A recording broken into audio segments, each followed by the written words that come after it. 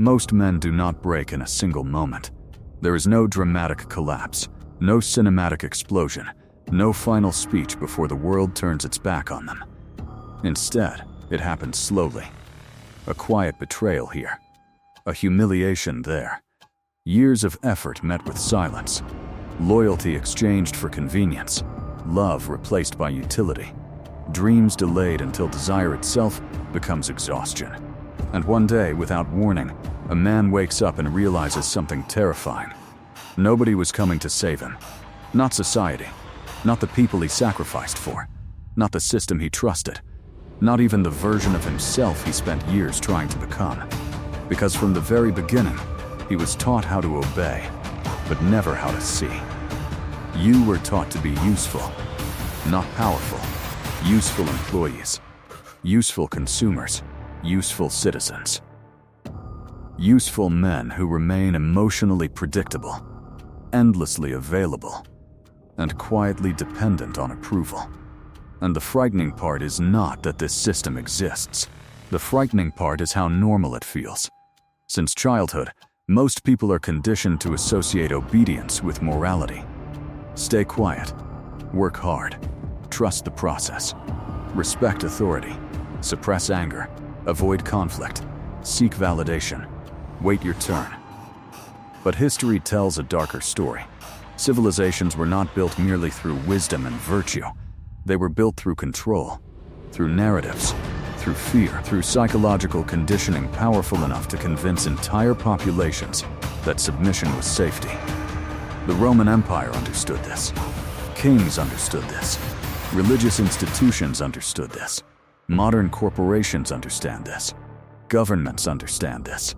And somewhere along the way, men stopped asking whether the game itself was designed against them. Because questioning the structure is dangerous. A man who begins to observe patterns becomes difficult to manipulate. That is why awareness often comes with pain. Not because truth is cruel, but because illusion was comforting. You start noticing how people respect confidence more than kindness, how appearances often matter more than integrity, how weakness invites exploitation, how emotional men are mocked until their pain becomes profitable entertainment.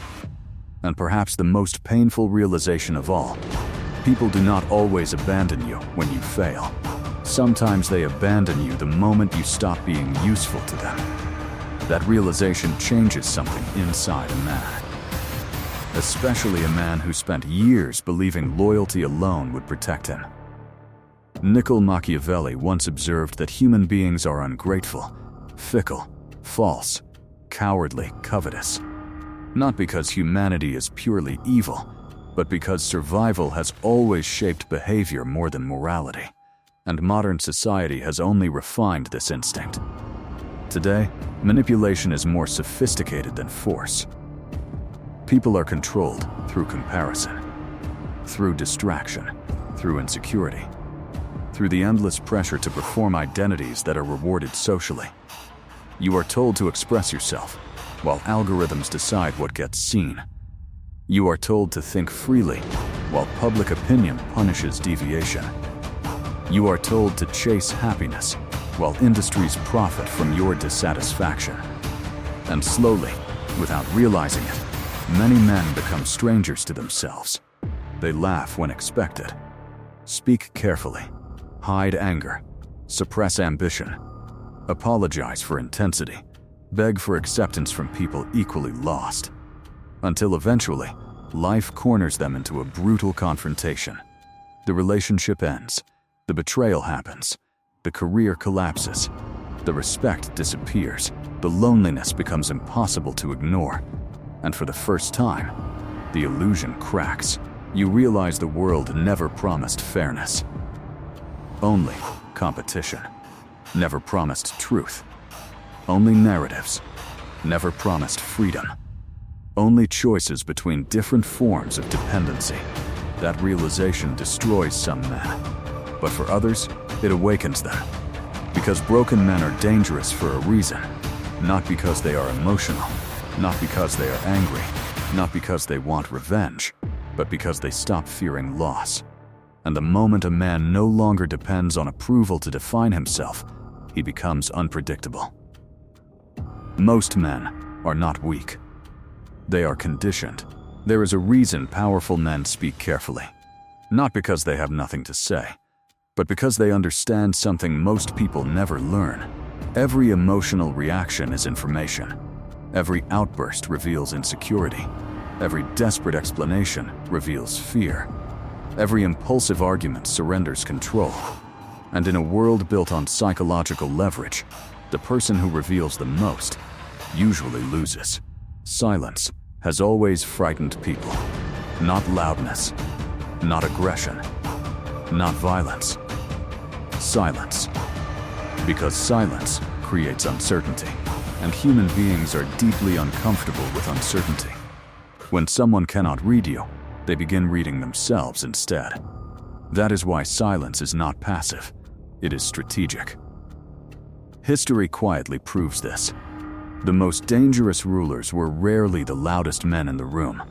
Powerful generals, interrogators, political strategists, and empire builders understood the value of restraint.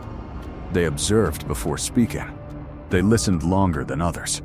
They revealed little while learning everything. Machiavelli understood this deeply. A leader who reacts emotionally becomes predictable, and predictable people are easy to manipulate. This principle never disappeared. It simply evolved.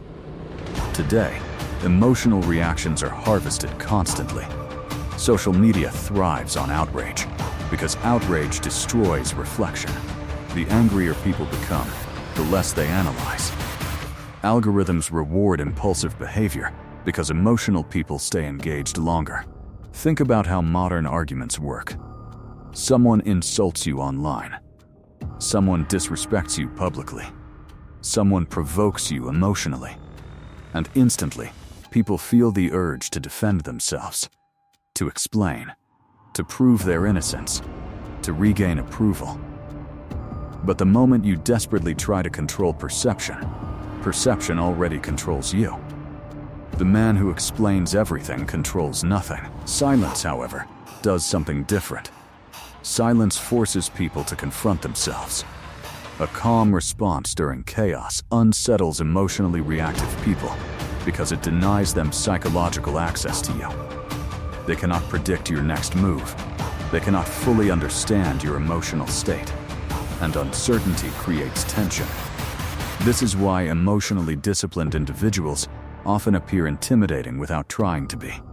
Not because they dominate conversations, but because they are not dominated by them.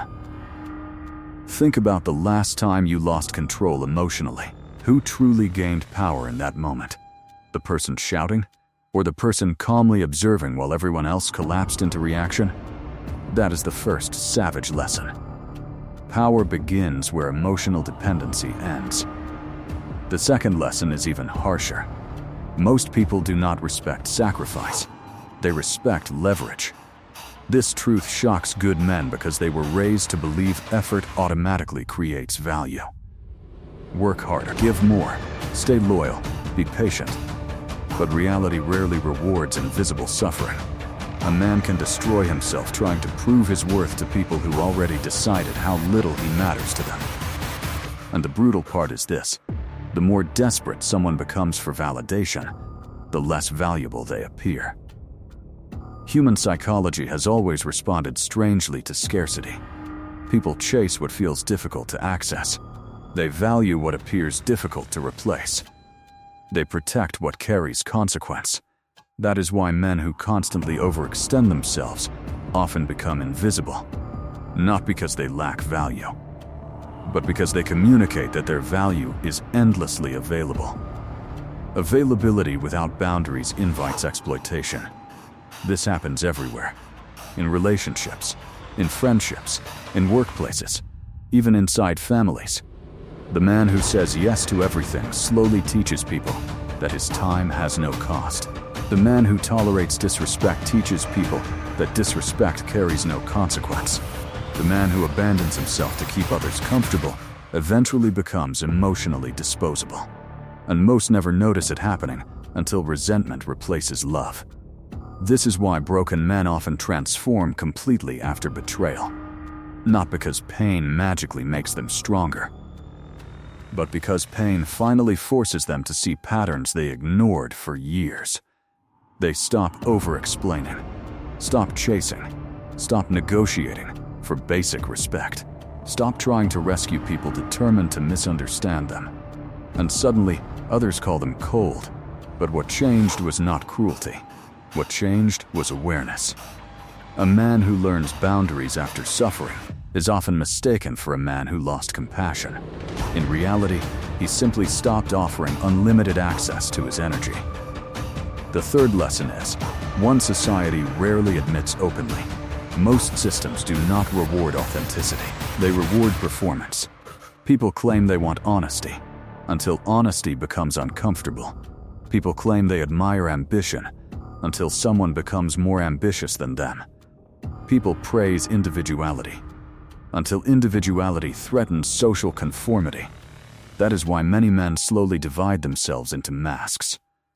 One version for work, one version for relationships, one version for public approval, and one hidden version carrying every suppressed thought they never felt safe expressing.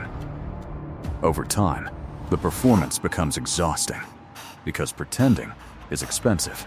It drains energy, it creates anxiety, it fractures identity. Carl Jung warned about this long ago when he described the shadow. The parts of ourselves society teaches us to suppress do not disappear. They wait, they grow, and eventually they emerge through anger, addiction, depression, self-destruction, or emotional numbness. Many men are not depressed because they are weak. They are depressed because they spent years becoming strangers to themselves. They sacrificed authenticity for acceptance, and acceptance without authenticity becomes psychological imprisonment. This is why solitude changes certain men. Silence removes performance, isolation removes distraction, pain removes illusion, and eventually, a man sitting alone long enough begins asking dangerous questions. What do I actually want? Who am I trying to impress? Why am I apologizing for ambition? Why do I fear rejection from people I do not even admire? Those questions mark the beginning of psychological freedom. Because the fourth lesson is this: freedom terrifies people who built their identity around external approval. The moment a man stops needing permission to think independently, he becomes difficult to control. That is why society constantly pressures people toward conformity. Dress like this, think like this, desire this, fear this, support this, hate this, repeat this. Independent thought is expensive because it often costs belonging. And most human beings would rather belong than be free. This is not new. History repeats this pattern endlessly. People mocked philosophers before quoting them, rejected innovators before celebrating them, destroyed individuals who challenged narratives before later calling them visionaries. Because crowds rarely reward truth immediately. Crowds reward emotional comfort. And emotional comfort depends on familiarity. A man who sees clearly threatens comfortable illusions, especially when he refuses to participate in collective self-deception. That is why strong men are often misunderstood during transformation. Friends accuse them of changing. Family questions their intensity. Society labels them arrogant. But growth always looks offensive to people committed to stagnation. The fifth lesson is perhaps the most dangerous. Your mind becomes whatever you repeatedly feed it. Most people underestimate psychological conditioning because it happens invisibly. Every song, every conversation, every headline, every algorithm, every repeated emotional experience, all of it shapes perception. Fear repeated long enough becomes identity. Weakness repeated long enough becomes personality. Victimhood repeated long enough becomes addiction. This is why disciplined men guard their attention carefully. Attention is no longer just focus. It is currency. Entire industries compete to control what you think about, because what controls your attention slowly controls your behavior. A distracted man is easier to manipulate.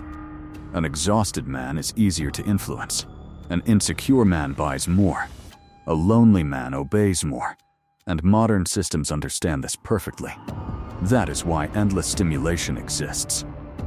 Notifications, entertainment, outrage, comparison. Dopamine loops powerful enough to keep millions psychologically sedated. The average man no longer struggles against chains. He struggles against distraction. And distraction is more dangerous because it feels harmless. Years disappear quietly. Potential disappears quietly. Discipline disappears quietly. Until one day a man looks in the mirror and realizes he traded his future for temporary comfort. But disciplined suffering creates something comfort never can. Capability. The gym teaches this. Business teaches this. War teaches this. Life teaches this. Everything valuable requires resistance. Strength requires pressure. Confidence requires exposure. Wisdom requires failure. Discipline requires repetition. There is no transformation without discomfort.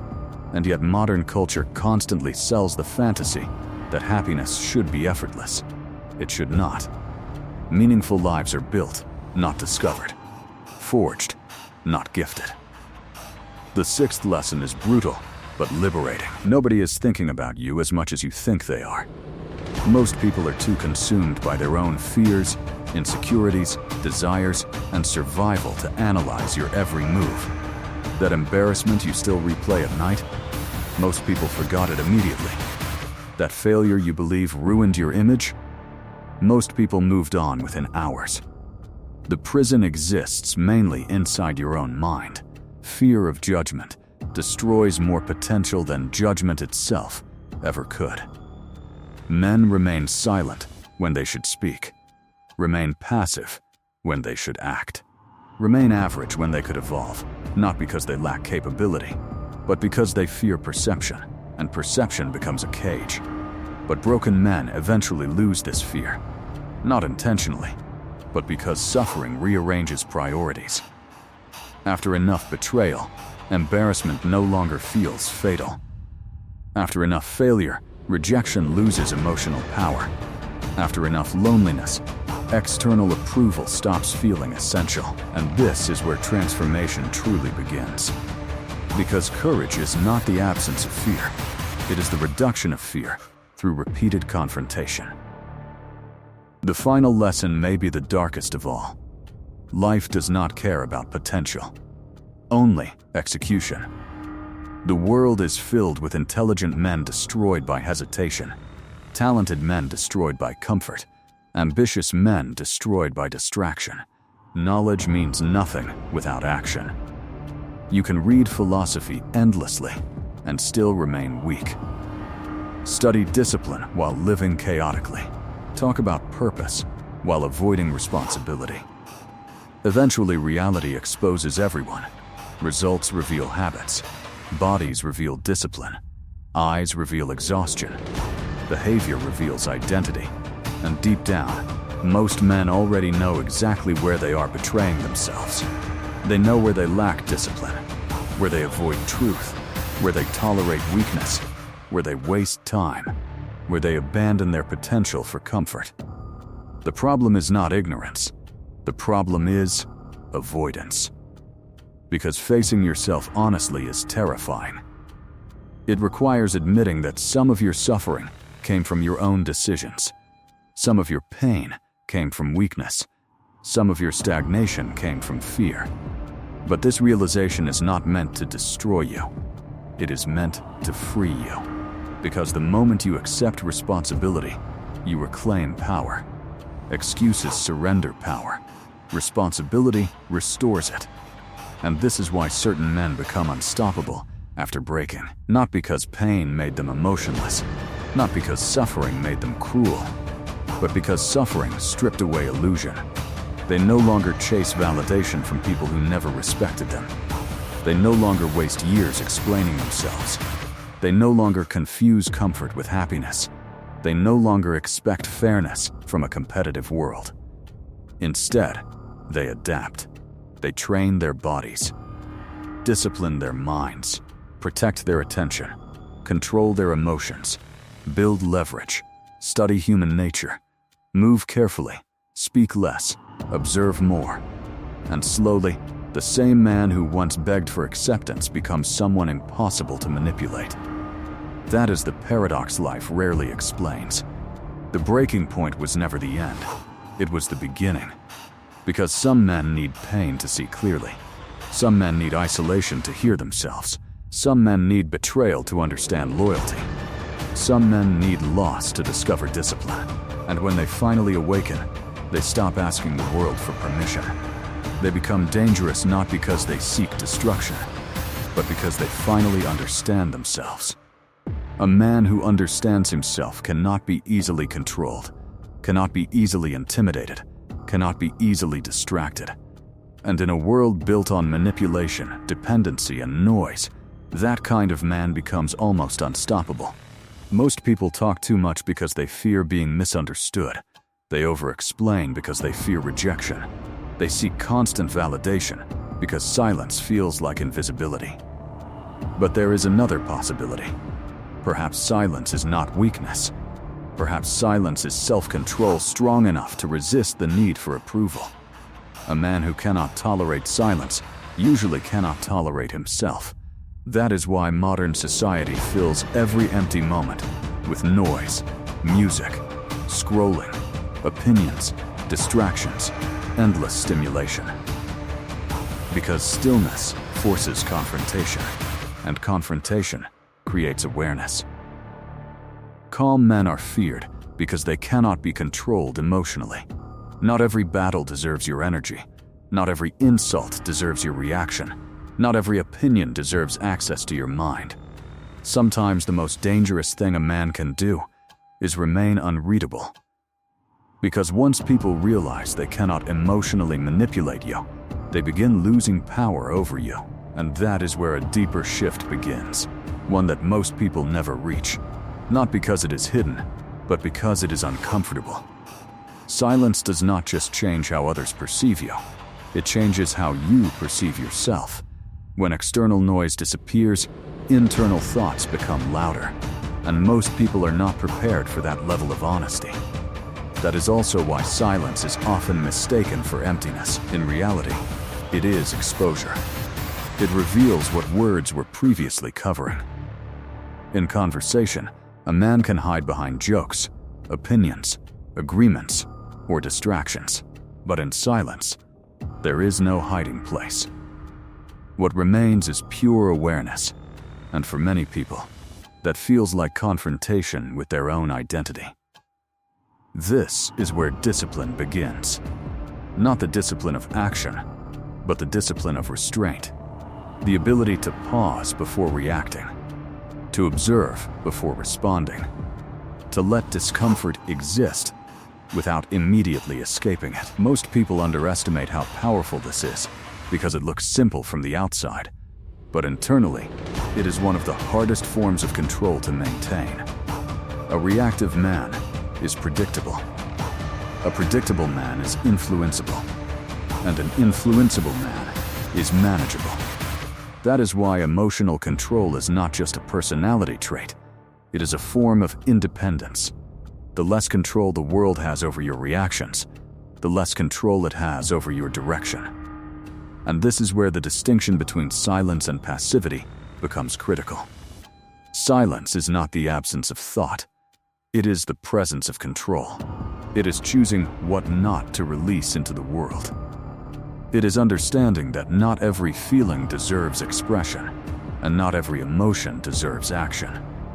In a world that rewards constant reaction, restraint becomes a form of intelligence. But silence also reveals something else: how addicted most people are to external validation. When a man stops reacting, others often become uncomfortable. They try harder to provoke a response. They increase pressure. They test boundaries, not because they are necessarily malicious, but because silence disrupts their expectation of emotional feedback. Humans are wired to seek responses.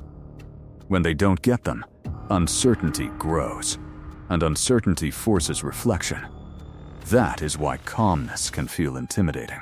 Not because it is aggressive, but because it removes emotional leverage. You cannot easily argue with someone who is not trying to win. You cannot easily manipulate someone who is not trying to be understood at any cost. And you cannot easily control someone who is comfortable being misunderstood. Most people do not realize how often they surrender control simply by trying too hard to be perceived correctly.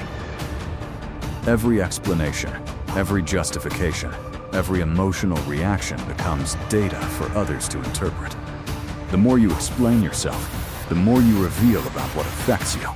And the more you reveal, the easier it becomes for others to influence your emotional state. This is why silence has always been associated with authority. Not because authority figures say less, but because they understand timing. They understand that words lose power when they are overused. They understand that presence speaks louder than explanation. And they understand that control is often maintained not through what is said, but through what is withheld. There is also a psychological transformation that occurs when a man begins to embrace silence intentionally. At first, it feels unnatural. There is an urge to fill gaps, to explain thoughts, to justify positions. But over time, something shifts. The need for external confirmation weakens, internal certainty strengthens, and reactions become slower, more deliberate, less emotionally charged. This is not emotional suppression. It is emotional mastery. There is a difference between being controlled by emotions and observing emotions without being controlled by them. One creates instability. The other creates clarity. And clarity changes perception of everything. You begin to see how often conversations are driven not by truth, but by insecurity. How many arguments are not about facts, but about ego protection. How many disagreements are not intellectual, but emotional performances disguised as logic. Once this becomes visible, participation in unnecessary conflict naturally decreases. Because you start realizing something simple but powerful. Not everything deserves engagement. Some things are designed to pull you out of balance. Some conversations are not meant to be solved, but to drain attention. Some people do not seek understanding, but reaction. And silence becomes a filter that separates what is meaningful from what is manipulation. At this stage, silence is no longer just a behavior. It becomes a boundary, a psychological barrier between your internal state and external chaos. And the stronger that boundary becomes, the less the outside world can dictate your internal experience. That is the real shift. Not becoming quiet, but becoming unshakable within quietness. And that single shift in questioning changes everything. Because why me keeps a man trapped in victimhood. It searches for blame outside the self, as if understanding suffering depends on identifying an external cause that can be punished, reversed, or avoided. But what is this revealing about me? Does something far more dangerous. It turns suffering into a mirror, and most people are not prepared to look that deeply into themselves without distortion. When a man begins asking that question honestly, he starts noticing patterns he previously ignored. The same types of relationships repeating in different forms. The same emotional reactions appearing in different situations. The same internal void being temporarily filled by different external distractions. At first, this awareness is uncomfortable, because it removes the simplicity of blaming circumstances alone. It introduces responsibility, not in a moralistic sense, but in a structural sense. The realization that even if you are not the cause of your suffering, you may still be the one unconsciously maintaining the conditions that allow it to continue. This is where real transformation begins to separate itself from temporary motivation. Because motivation changes behavior for a moment. Awareness changes behavior permanently.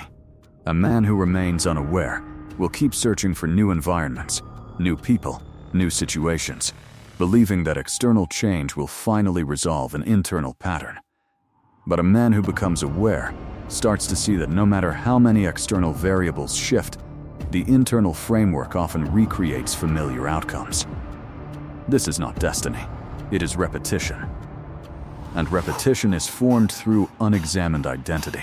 Most identities are not consciously chosen. They are inherited through experience. A man who has been rejected repeatedly may unconsciously begin expecting rejection. A man who has been betrayed may begin anticipating betrayal. A man who has been ignored may begin behaving in ways that reinforce invisibility without realizing it. Not because he wants these outcomes, but because the mind prefers familiar pain over unfamiliar uncertainty. Familiarity creates psychological comfort even when it is destructive. And this is why breaking cycles requires more than knowledge. It requires interruption. A disruption of automatic responses. A moment where the usual emotional reaction is paused long enough to be observed instead of obeyed. That pause is where control is reclaimed. Without it, a man lives as a reaction to his past. With it, he begins creating distance from it. And distance creates choice. But choice also creates responsibility, because once you see the pattern clearly, you can no longer fully pretend it is invisible. This is why awareness often feels heavy at first. It removes excuses faster than it provides solutions. It shows the architecture of suffering before showing the exit. And many people escape that discomfort by returning to distraction. Because distraction is immediate relief.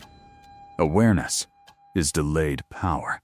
But those who stay with awareness long enough begin to notice something subtle. The emotional charge around their experiences starts to change. Events that once felt overwhelming begin to feel interpretable. Reactions that once felt automatic begin to feel interruptible. It does not mean life becomes easier. It means the man becomes less controlled by its fluctuations. He still feels pain, but he is no longer defined by it in real time. He still experiences loss, but he is no longer destroyed by its permanence. He still faces rejection, but he no longer interprets it as identity collapse. This is the beginning of emotional sovereignty, not the absence of impact, but the presence of distance. And distance is what allows clarity. Because when you are inside an emotion completely, you are the emotion. But when you step slightly outside of it, you can observe its structure. You can see its beginning, its peak, and its decay. And once something can be observed fully, it can no longer dominate unconsciously in the same way. This is why self-awareness is not just philosophical.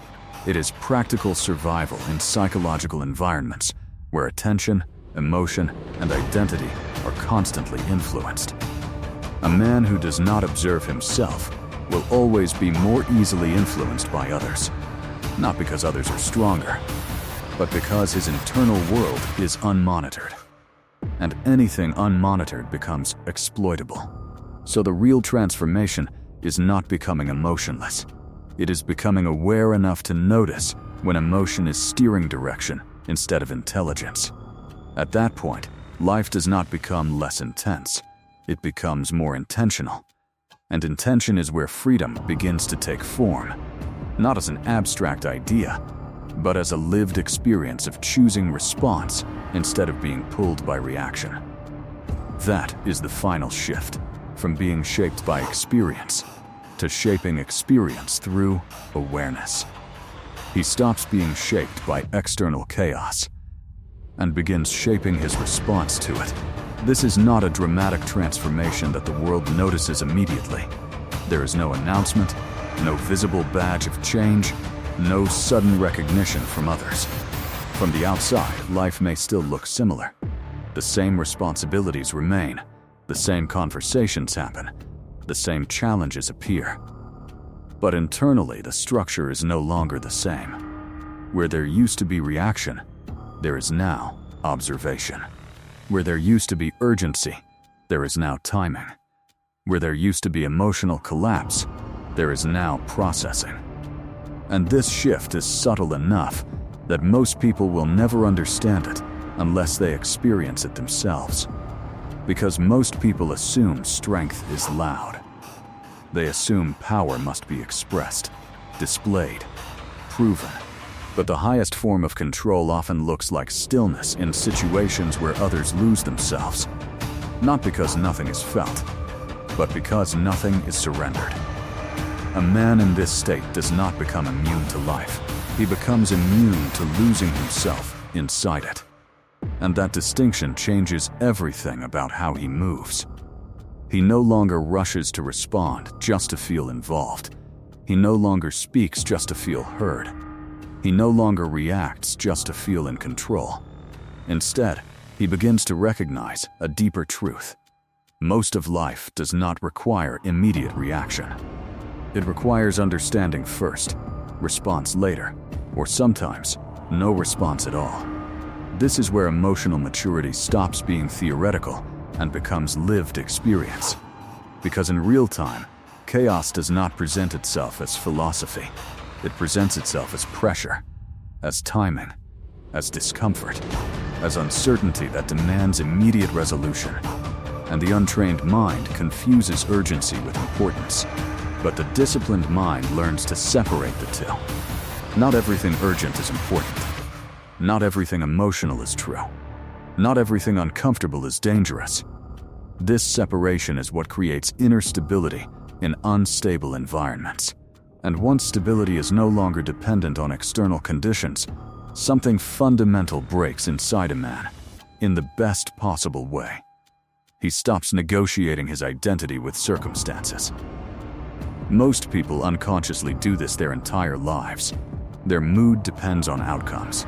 Their confidence depends on feedback. Their sense of worth depends on comparison. Their emotional state rises and falls like a reflection of external events. But when that dependency weakens, identity stops being outsourced. And this is where real independence begins.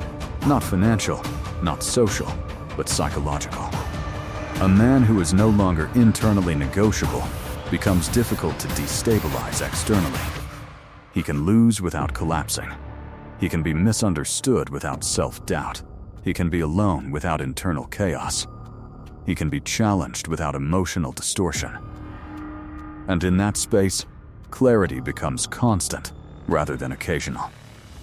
Because clarity is not something you find once.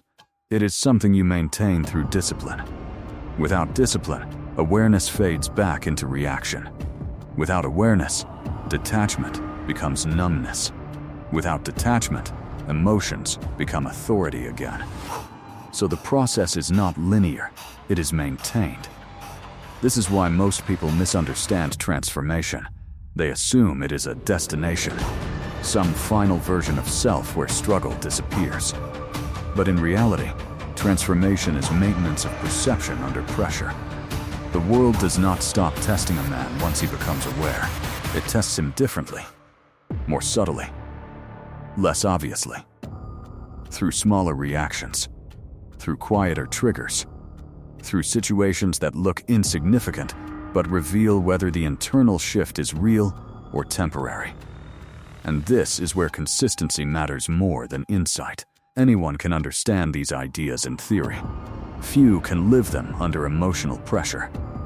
Because understanding silence is easy. Remaining silent when provoked is difficult. Understanding detachment is easy. Staying detached when something valuable is threatened is difficult. Understanding control is easy. Maintaining control when losing something meaningful is difficult. So the real question is never whether a man knows these principles. The real question is whether they survive contact with reality. And if they do, something irreversible happens. The man no longer experiences life as a series of emotional emergencies. He begins to experience it as information. Every situation becomes readable. Every interaction becomes interpretable. Every emotional response becomes observable rather than dominant. Even pain changes form. It is no longer identity-shattering. it becomes instructive. It shows where expectations were unrealistic, where attachment was unexamined, where perception was distorted by desire rather than truth. And slowly, suffering loses its ability to define him. Not because suffering disappears, but because interpretation changes. This is the final shift most people never reach. Not the removal of difficulty, but the removal of illusion inside difficulty. At that stage, life is no longer a force acting upon him in absolute terms. It becomes something he participates in consciously, without losing himself inside it. And that is what makes him different.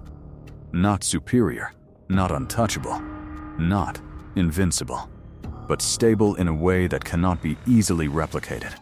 Because stability that comes from external conditions can always be taken away. But stability that comes from internal understanding remains intact even when everything external collapses. And that is the quiet result of everything that came before. Silence taught control. Discipline taught direction. Awareness taught clarity. Detachment taught freedom. Pain taught truth. And when all of it integrates, the outcome is not perfection. It is presence. A man fully present, no longer fighting reality, no longer escaping it, no longer confusing it with his fears or desires, just seeing it clearly and responding from that clarity. And from that point onward, life does not feel like something happening to him.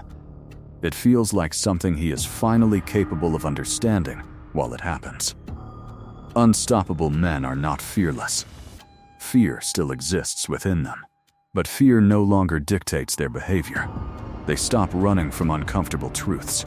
They stop collapsing under emotional pressure. They stop depending on external validation to define their worth. Instead, they learn to remain stable in instability. And this stability becomes power. Because in a chaotic world, stability is rare. Most people are reactive. They shift with opinion, emotion, environment, and fear. They seek constant reassurance, because uncertainty feels like loss of control. Their sense of self is fragile, built on shifting ground, constantly requiring reinforcement from outside sources, approval, success, relationships, recognition. But a man who has walked through betrayal, silence, suffering, and detachment begins to recognize something deeper. Chaos is not personal. It is universal. Everyone experiences loss. Everyone faces uncertainty. Everyone confronts fear. The difference is not in what happens to a man. It is in how he responds after understanding what life actually is. A man shaped by illusion breaks when reality appears. Because illusion only survives as long as it is not challenged. The moment truth enters, the structure collapses under its own fragility. But a man shaped by reality becomes unshakable when illusion disappears, because he never depended on illusions to begin with. This is why the world does not respect naivety. It rewards awareness, not because awareness is emotionally easier, but because it is structurally stronger. Awareness sees patterns where others see randomness. It recognizes consequences where others see coincidence. It detects manipulation where others feel entertainment. And because of that, awareness cannot be easily controlled. Most control in the world does not rely on force.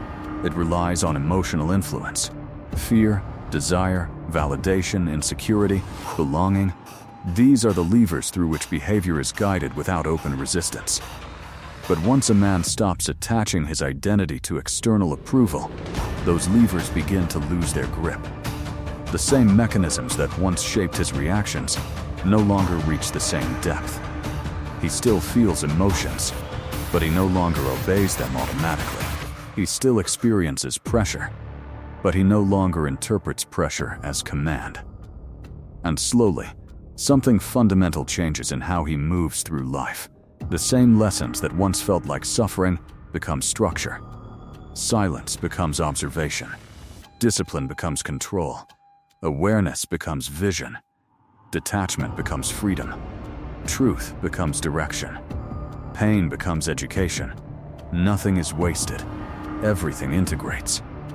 This integration is what most people never reach, because they experience life in fragments rather than patterns.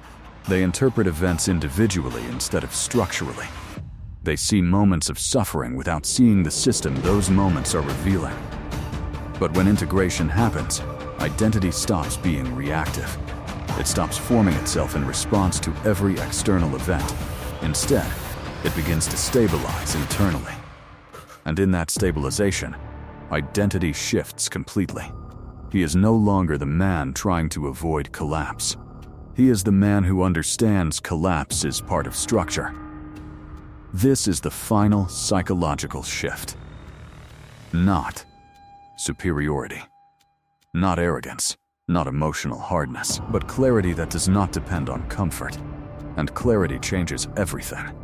Because when you can see reality without distortion, you are no longer easily controlled by it. Control depends on distortion. Influence depends on emotional imbalance. Manipulation depends on unexamined perception. Remove distortion, and influence weakens. Remove emotional dependence, and manipulation loses entry points. Remove unconscious reaction, and control loses predictability. That is why clarity is not passive awareness. It is structural independence. You are not becoming cold. You are becoming conscious. And consciousness carries a weight most people never learn to hold. It removes illusions that once felt comforting. It exposes truths that were easier to ignore. It forces responsibility onto every thought, every reaction, every decision. There is no longer space to blame everything outside yourself. Because awareness makes internal participation visible. You begin to notice how often you consented to situations that weakened you, how often you ignored patterns because truth was inconvenient, how often comfort was chosen over growth. But it also gives something rare: freedom from emotional captivity. This freedom is not loud. It does not announce itself. It does not require validation. It is quiet, internal, and self-sustaining. It exists in the gap between stimulus and reaction. The world breaks naive men. Then, it fears the men they become. Because a man who is no longer driven by approval, fear, or emotional manipulation becomes unpredictable in environments that depend on predictability. Not because he is chaotic, but because he is no longer controllable through emotional pressure. In systems where most behavior is shaped through fear of rejection, fear of loss, fear of judgment, and fear of uncertainty, a man who no longer responds to those triggers becomes resistant to influence. He cannot be easily rushed. He cannot be easily provoked.